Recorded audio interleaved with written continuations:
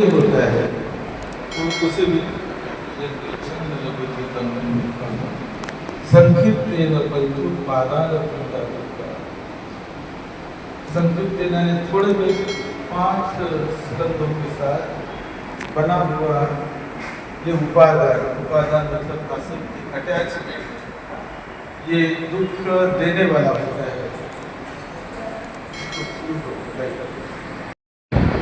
ये तो जीवन में है ही, कोई भी ऐसा व्यक्ति नहीं कि जिनके जीवन में दुख नहीं आया। जन्म हो गया लेकिन दुख नहीं है, ऐसा कोई भी नहीं है। वो चाहे अमीर हो, गरीब हो, धनी हो या पढ़ा लिखा हो या अनपढ़ हो या कोई भी किसी भी प्रकार का हो, दुख हर एक के जीवन में आता है। कोई भी दुनिया में ऐसा व्यक्ति नहीं। राजा भी थोड़ी कहता है बहुत करोड़ अरबों रुपये जिनके पास है वो भी कहता है कि मैं दुखी हूँ। क्यों दुखी है? पैसा तो होता है उसके पास, लेकिन दुख इसलिए होता है कि कभी उसकी मन की इच्छा पूरी नहीं हुई तो दुख हो गया, मन के विरुद्ध हो गया तो दुख हुआ। और कभी कभी प्रिय लोगों का वियोग हो गया, तो प्रिय लोग के परिवार के भाई बहन माता पिता सारे तो ये प्रिय लोगों से दूर हो जाना, प्रिय लोगों से बिछुड़ जाना, चाहे वो धनी भी हो, अमीर भी हो या कैसा भी हो, प्रिय व्यक्ति से दूर होना दुख है। अप्रिय का संयोग दुख होता है, जो हमें अच्छा नहीं लगता है, मुझे पसंद नहीं है, और वही व्यक्ति मेरे जीवन में आता है तो मैं दुखी होता हूँ, बेचैन होता हूँ, मुझे अच्छा नहीं लगता है। तो ये हर एक व्यक्ति को लागू है, चाहे बहुत धनी हो उसको भी लागू है, बहुत बड़ा लिखा हो उसको भी लागू है, राजा हो उसको भी लागू है, कोई देश का राजा भी हो, तो सारी बातें उनके मन के हिसाब से नहीं होती, कभी उनके मन से भी होती है और कभी वो नहीं चाहता उनके मन के विरुद्ध भी होते रहती है। होती है कि नहीं? उनके मन के विरुद्ध भी होती है, क्योंकि वो रोक नहीं सकता है। दुनिया में मन के विरुद्ध भी होता है और मन के मुताबिक भी होते रहता है। तो इसीलिए मन के विरुद्ध हो गया तो दुख हुआ, और मन के मुताबिक नहीं हुआ, मैं चाहता हूँ वैसा नहीं हुआ तो दुख हुआ। तो ये दुख है। प्रिय ही जो प्रिय व्यक्ति का वियोग, किसी का प्रिय भाई मर जाता है तो दुख होगा कि नहीं? किसी का लड़का मर जाता है, किसी का पिता मर जाता है, किसी की माता मर जाती है, तो जो जिनके साथ हम रहते हैं वो एक न एक दिन हमसे दूर हो जाएंगे या हम उनसे दूर हो जाएंगे, हमेशा साथ में नहीं रहेंगे। तो बिछुड़ना तो है ही, या तो वो बिछड़ जाएंगे हमसे या हम उनसे दूर हो जाएंगे। तो जब दूर हो गए तो उस समय बहुत यातना होती है, बड़ा दुख होता है, उसी और मरण भी दुख है, मरणम भी दुख है, मृत्यु कोई सुख नहीं है। गरीब से गरीब आदमी बड़ी बीमारी में पड़ा हुआ आदमी, धन दौलत भी नहीं है, खाने के लिए भी नहीं मिलता है, फिर भी उनको जीना चाहता है, मुझे जीने दो। जीवन हर एक को प्रिय होता है, मरण किसी को प्रिय नहीं है, इसीलिए मरण से सभी डरते हैं। तो मरण ये भी दुख है, तो दुख ही दुख है जीवन में, तो इसे कहते पहला आ नहीं सकते, इसे कोई झूठला नहीं सकता, गलत नहीं बता सकता इसे। फिर दूसरा, इसका कारण क्या है? दुख कुछ न कुछ कारणों से निर्माण होता है। दूसरा, बिना कारण से, बिना वजह से कुछ भी नहीं होता। यहाँ जो कुछ भी होता है मनुष्य जीवन में, विश्व में जो कुछ भी होता है उसके पीछे कारण है। कभी एक है, कभी अनेक है, कभी दो है, कभी कई कारण है, लेकिन बिना कारण से कुछ भी नहीं होता है। झाड़ का पत्ता हिल गया, क्यों हिला? हवा, जोर से हवा आने के कारण पत्ता हिल गया, या कोई जिसे कहते हैं बंदर वहाँ पर चढ़ गया तो उसकी वजह से वो पेड़ गिर रहा है। कोई ना कोई कारण है, बिना वजह से कुछ भी नहीं होता। तो हर एक के पीछे कारण है। तो ये हो गया दूसरा आर्य सत्य। तो बुद्ध ने वो खोज निकाला, दुख तो है लेकिन बिना कारण से नहीं, अपने आप नहीं आते, कुछ न कुछ कारण है, 1 2 3 4 या कभी अधिक या कभी कम, लेकिन कारण होते ही है। तो ये हो गया दूसरा आर्य सत्य। और तीसरा आर्य सत्य है वो है जो कुछ कारण होते हैं उन कारणों को हटाया जा सकता है, उसे नष्ट किया जा सकता है। ये तीसरी संभावना है। ऐसा नहीं कि जो कारण है, जो कॉज है, तो उस कॉज को हटाया ही नहीं जा सकता है, उसे दूर ही नहीं किया जा सकता है। ऐसा नहीं, उसे दूर किया जा सकता है। कभी देर सवेर समय लगेगा, लेकिन दूर किया जा सकता है, उसे हटाया जा सकता है, उस कारण को मिटाया जा सकता है। तो आज हम देखते हैं कि डॉक्टर के मेडिकल लैंग्वेज में बोले तो कोई भी बीमारी बिना कारण से नहीं होती। कोई ना कोई कारण है बीमारी होने के लिए। कभी वातावरण बदल हो गया, कभी बहुत गर्मी हो गई तो बीमारी आ गई, कभी बहुत ठंड हो गई तो बीमारी आ गई, कभी बहुत बारिश आ गई या पूरा वातावरण बदल गया है तो बीमारी आ गई। तो कुछ न कुछ कारण उसके पीछे है ही। तो उन कारणों से हम निकल सकते हैं, निकाला जा सकता है।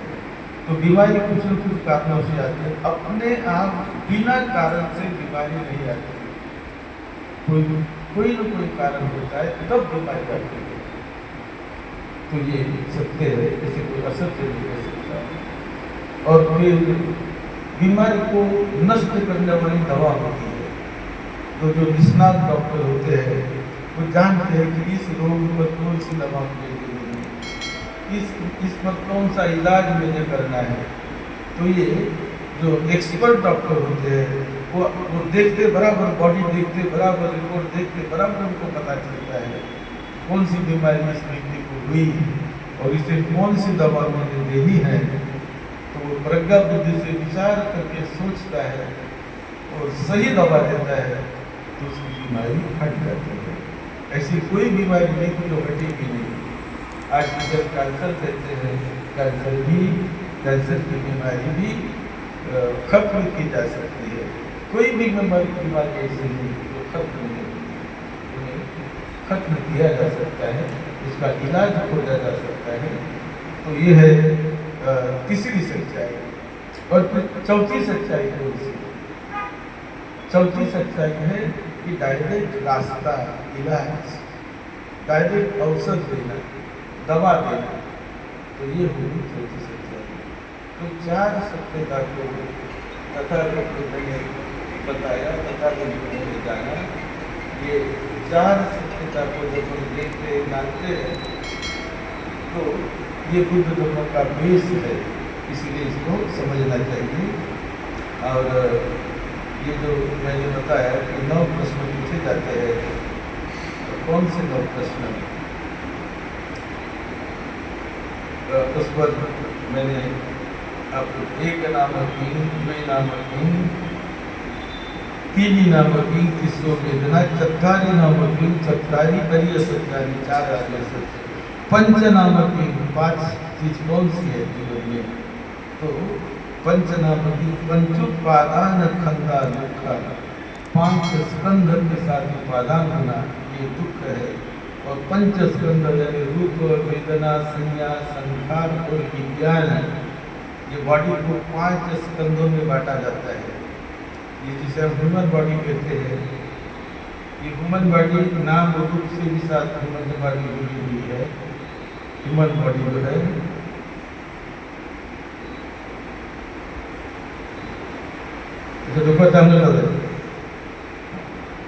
तो नाम रूप के साथ ह्यूमन बॉडी जुड़ी हुई है। और ये नाम रूप 5 स्कंध, रूप, वेदना, संज्ञा, संखार और विज्ञान, ये 5 स्कंधों से बना हुआ हर एक आदमी का शरीर है। कोई स्त्री हो पुरुष हो 5 स्कंद से बना हुआ है। तो इसे कहते हैं पंच नामकी, 6 नामकी, 6 अध्यतिकानी आयतनानी, यानी 6 नाम। 6 क्या है? तो भीतर के 6 आयतन है। अध्यतिकानी आयतनानी कौन से 6? एक है आँख, इसे चक्षु आयतन कहते हैं। दूसरे है कर्ण, कान, इसको कान कहते हैं। कान से सुनना, उसे आयतन कहते हैं। फिर तीसरे है घान, घान यानी ये गंध लेना। फिर जीवा, जीवा यानी जो हम टेस्ट को लेते हैं, खट्टा मीठा, मीठा और कटु वगैरह आदि कई प्रकार की जो टेस्ट जीवा के द्वारा मिलती है। और फिर स्पर्श आयतन, शरीर का जब हमारा स्पर्श, शरीर को स्पर्श होता है, हवा का स्पर्श, कपड़ों का स्पर्श, गर्मी का स्पर्श, ठंडी का स्पर्श, तो ये शरीर को स्पर्श होता है, तो उसे स्पर्श आयतन कहते हैं। और छठा है मनोयतन, यानी मन। तो 6 प्रकार के अध्यतिक आयतनानी, 6 आयतन। फिर सप्त नामक 7 बातें कौन सी? उसे कहते सप्त भोजन का। 7 प्रकार के भोजन होते हैं, जो सखी संभोजन, धर्म विजय संभोजन, समाधि संभोजन, इस प्रकार 7 प्रकार के संभोजन। उस पर बताऊंगा। तो 7 संभोजन की भावना करनी पड़ती है। और 7 संभोजन में इतनी शक्ति है कि सारे शरीर की बीमारियों को वो दूर कर देता है, सारे शरीर की व्याधि को वो खत्म कर देता है।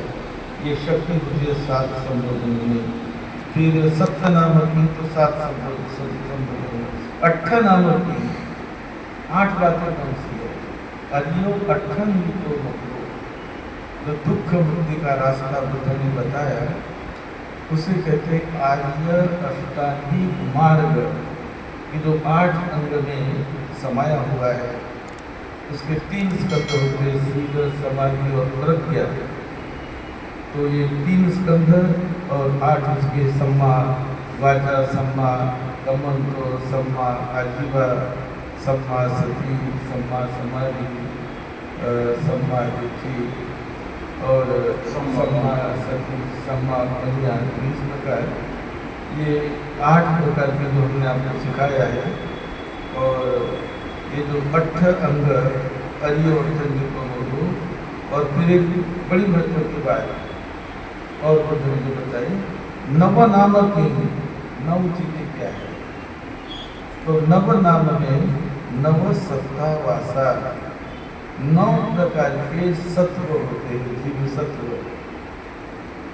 तो जैसे मनुष्य हो, पशु पक्षी का दो, देवता का दो, और इस प्रकार से ये जीवधारी प्राणी को तथागत बुद्ध ने नव सत्ता वासा करके वास करने के, निवास करने के 9 प्रकार के जीव सुख होते हैं।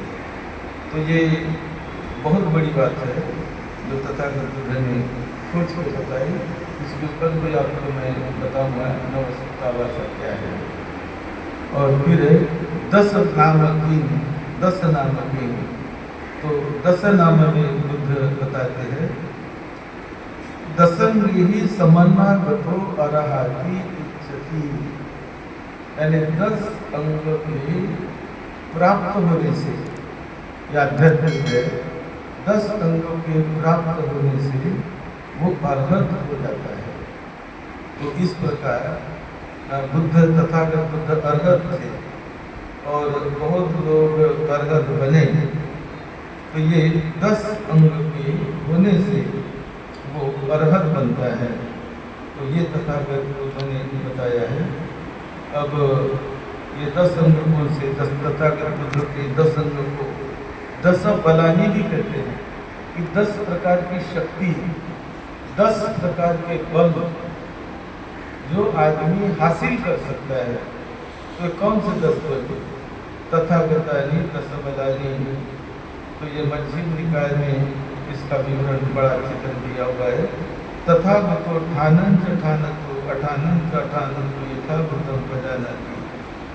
ठान सही क्या है, गलत क्या है, सत्य क्या है, असत्य क्या है, उसे तथागत बुद्ध सही रूप से जानते हैं, सही रूप से पहचानते हैं।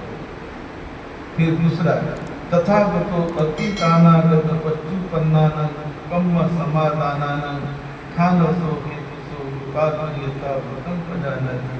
यानी अतीत काल में, भूतकाल में इस व्यक्ति के साथ क्या हुआ, मेरे साथ क्या हुआ, इनके साथ क्या हुआ, इसको तथागत बुद्ध अपने ज्ञान के बल से जानते हैं।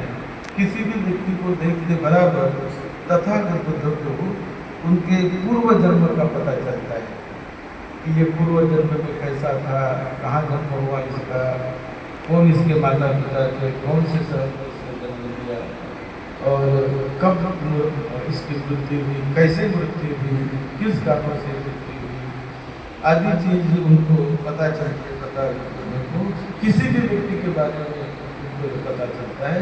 वो देखते बराबर, आंखें बंद करते बराबर अपने दिव्य दृष्टि जान लेते हैं, पूरा उनका वर्तमान जान लेते हैं, पूरा उनका भविष्य जान लेते हैं। तो ऐसी शक्ति तथागत होती है। फिर तथागत सबद्ध गामिनी प्रजानाति पटिपदम की सबद्ध गामिनी पटिपदम यथाभूतं प्रजानाति। ये आध्यात्मिक रास्ते जहाँ वहाँ में जाने वाले हर एक रास्ते को तथागत बुद्ध जानते हैं।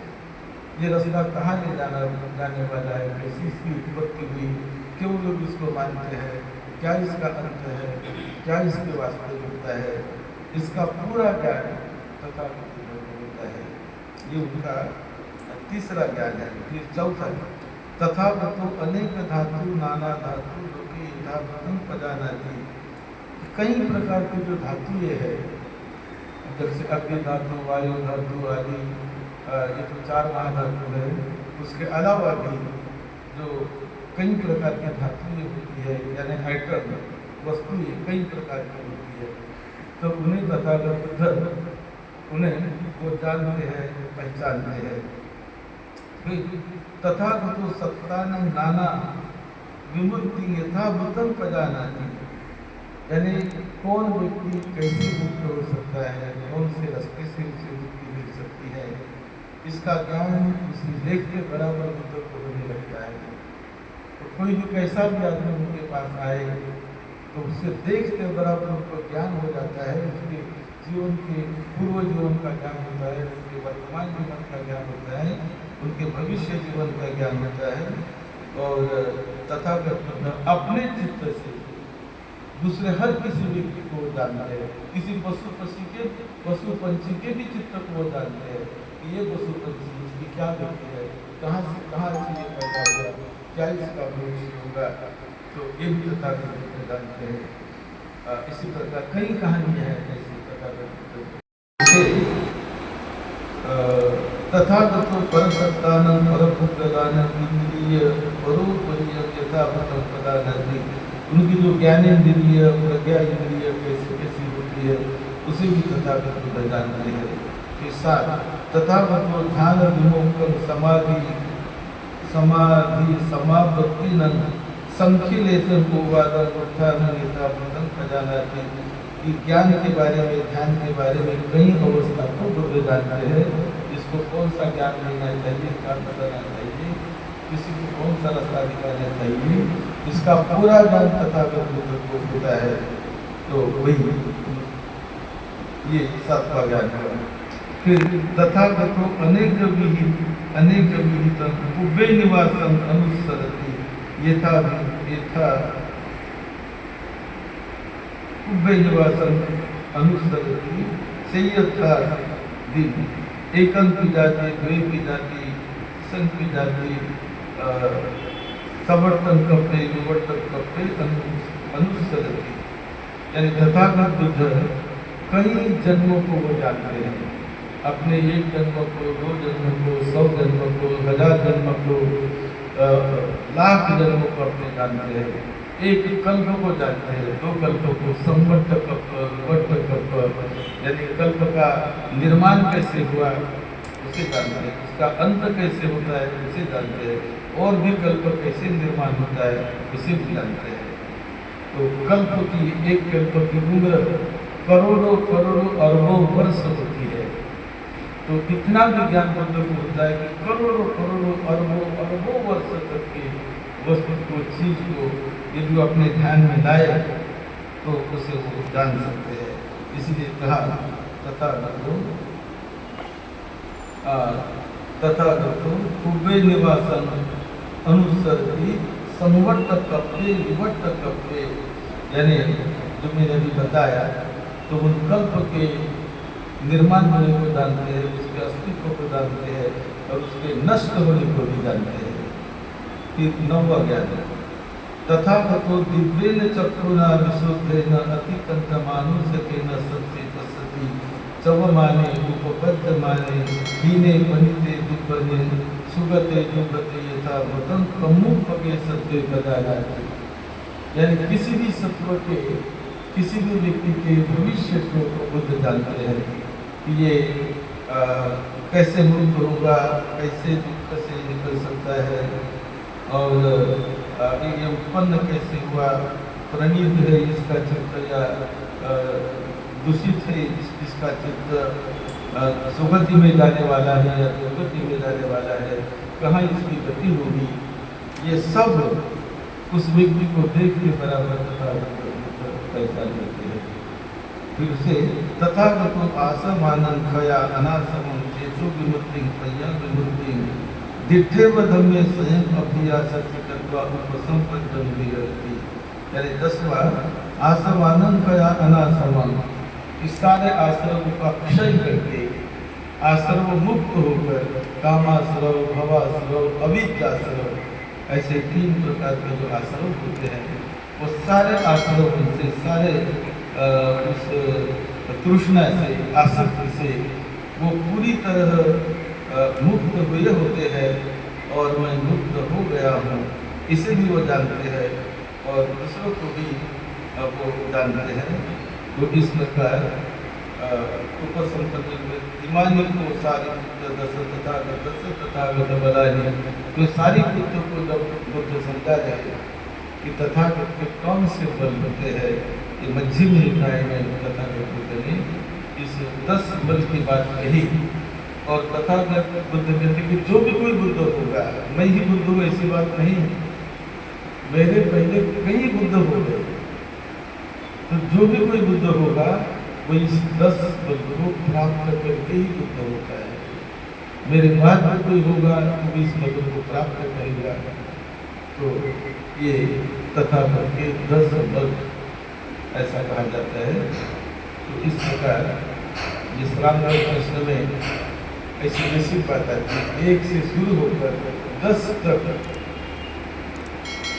बुद्ध ने उसका विश्लेषण करके बताया, और सारे मनुष्य जीवन का साथ आ गया कि क्या हमें करना है, काहे के लिए सामने उतरते हैं, क्या हमें पालना है, कैसे हमें उस महान मुक्ति के रास्ते को हासिल करना है।